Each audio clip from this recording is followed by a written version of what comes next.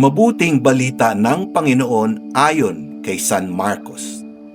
Noong panahong iyon, pagbabalik ni Jesus mula sa lupain ng Tiro, dumaan siya sa Sidon at nagtuloy sa lawa ng Galilea matapos tahakin ang lupain ng Decapolis.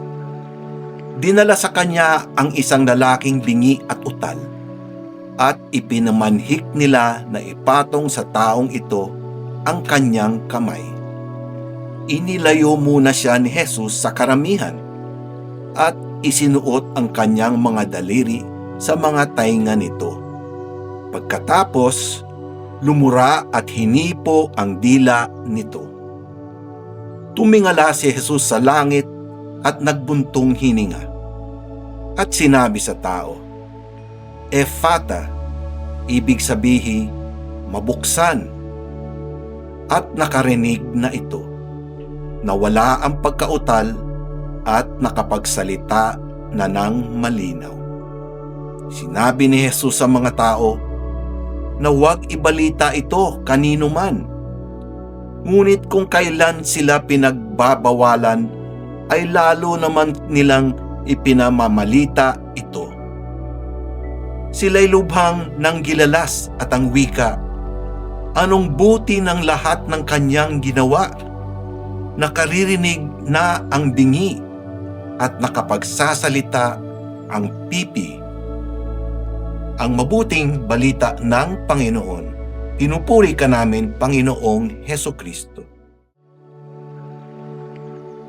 Inilayo muna siya ni Jesus sa karamihan at sinabi sa tao, Ephata. Binuksan ni Jesus ang tainga ng lalaking bingi sa ating ebanghelyo ngayon.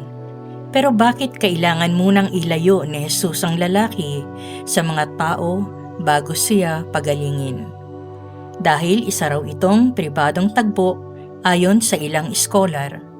Ang paggamit daw ni San Marcos ng salitang Aramaiko na Ephata na siyang orihinal na wika ng Panginoon, sa halip na gamitin ang katumbas nito sa Griego, ay upang bigyang diin ang pakikisa ni Jesus sa kanyang pinagagaling. Ayon kay Papa Benito, 16, panawagan sa ating lahat ang Ephata na maging bukas din tayo sa salita ng Diyos. Hinihikayat tayo ng ebanghelyo ngayon na sa pakikinig natin sa salita ng Diyos, tumutugon dapat tayo ng may pananampalataya. Hindi pwedeng tayo lang lagi ang nagsasalita pagdating sa pakikipag-ugnayan sa Diyos. Una sa lahat, nakikinig dapat tayo. Sa tuwing nagdiriwang tayo ng banal na misa at naririnig na ipinahahayag ang salita ng Diyos, pagnilayan sana nating maigi ang mga pagbasa at tugunan kung anuman ang mensahe ng Panginoon sa atin.